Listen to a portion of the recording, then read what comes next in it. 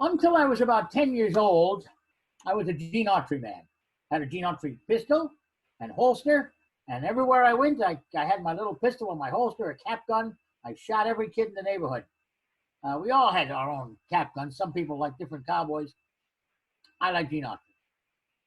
Then, when I became 11 years old, my father left his job of managing a big pants factory and opened his own little factory. And he got a lawyer, and the lawyer, he said, what shall we call our little factory? And they came up with the name Pawnee Pants, P-A-W-N-E-E, the Indian name, Pawnee Pants. I had nothing to do with it. But from that moment on, I was no longer a Gene Autry man. I never played Cowboys against Cowboys. It was Cowboys and Indians, and I was an Indian. And me and a couple of other guys, we'd go to the maple trees in the neighborhood. We'd cut the branches off, strip the leaves off, make bows and arrows. We used to make the arrows out of the little thin branches. We'd straighten them out a little bit, put up to the chicken place where you could get chicken feathers free because they plucked chickens that they sold to people. And we'd fleck the arrow. I think that's the right term, fleck the arrows. And down at the other direction, about 6 blocks, there was a big old building where they made files. Wooden handle, file, a little rasp. But they would often have, I guess they were not properly made, and they would throw away the metal files. So we would take the metal files and break off just the last bit and put that in the front of the arrow so that if we hit you, we could do some real damage. Luckily, and I'm here I wouldn't be here, I'd probably be still in jail. We never knocked anybody's eye out. I did hit a couple guys in the chest and made a little red mark. That was about it. So I was an Indian with my own bow. We did this for several years. But by the time I was 13, I was tired of the maple leaf. We didn't have any ewes, to make the long bows. I was tired of these homemade bows and arrows that didn't do any real damage. I wanted a real bow and arrow. And Christmas Eve of my 13th year, I must have been a real brat. Anyhow, my 13th year at Christmas Eve, I insisted that my father, I threw a tantrum.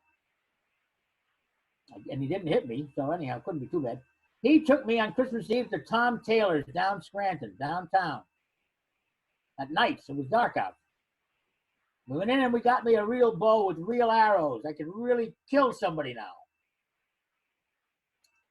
Of course, it was, December, January, snow. What are you going to do with a bow and arrow in the snow?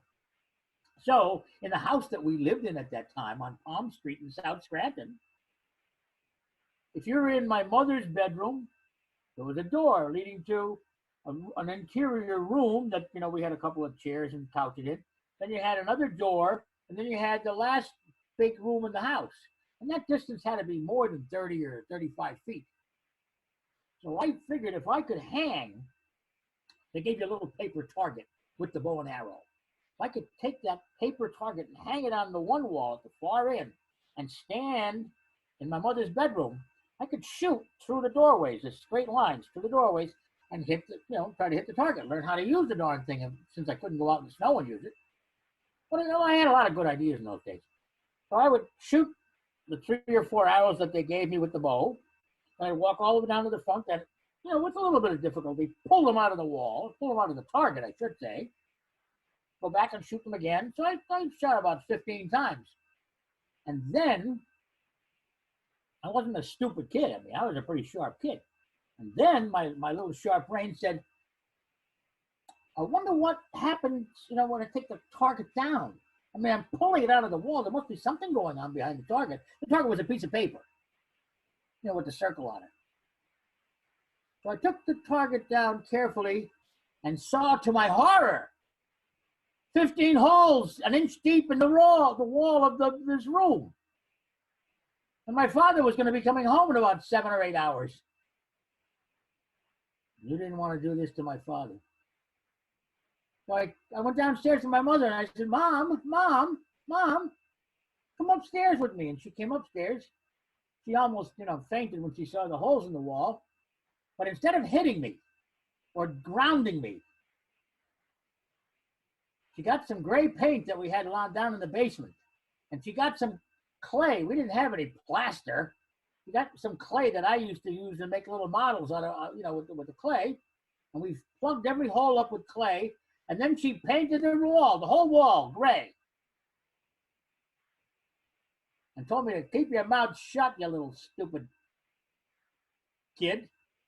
And when my father came home that night from work, tired, sat down and had his dinner, gave me a pat on the head, a little harder than I thought it needed to be. Got a kiss from his wife, asked if anything had happened that day, and the two of us looked at each other like, no, nothing happened today. Boring day. End of story. You would think that's the end of the story, wouldn't you? Later on that night, my father went upstairs to go to bed, and so when he saw that Mom had painted the wall, he thought, look nice shade of gray. Okay, what was it? End of story. My 50th birthday, 50 years old. My father calls me up and he says, I want you to drive me down to Old Forge to a nice restaurant in Old Forge. They're not going to name the restaurant, but it's not important. Nice restaurant down in Old Forge. He wants to have a meeting with one of his partners in another factory that he was involved with. And to me, it was like, oh my gosh. I mean, I was just relaxing, and now I got to go down to this stupid thing, But I drive him down. We go into the restaurant. His other partners over there at a table, at a booth. We sit in the booth. We have a drink ordered. We have some nosh that we're going to eat. And while we're sitting there, I don't have to be there, but while we're sitting there, the waitress comes over and says, are you Lou Bisignani? And I said, well, my father's Lou Bisignani. I happen to be another one. She said, no, the younger one. You're wanted on the telephone. This is long before they had cell phones, or at least long before I had a cell phone.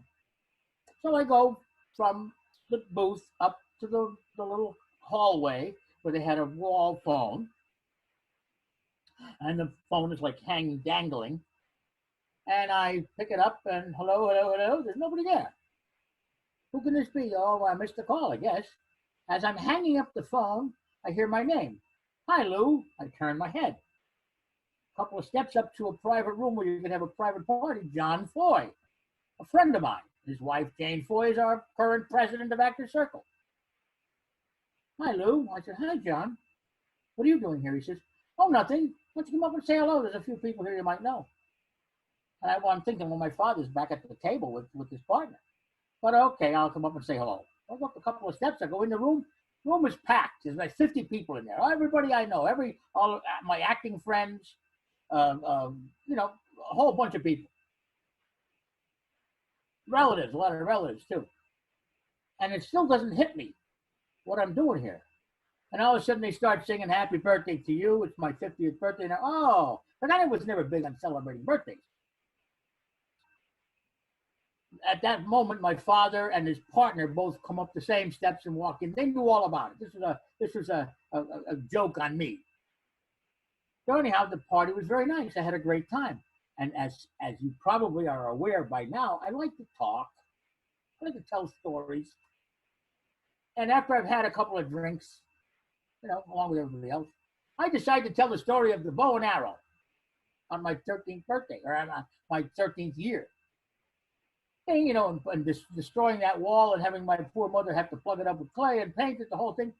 Guess who never heard that story until that night? Big Lou, my dad. And he was mad. He got annoyed. He got annoyed that we had pulled one over on him like this, even though it was, I'm not a good mathematician, 50 minus 13 is a long time, right? 37 years or something like that. And he didn't hit me. I think he wanted to, but he didn't hit me. Everybody else thought it was a very funny joke. He did not see the humor of it. I hope you see the humor of it. So long.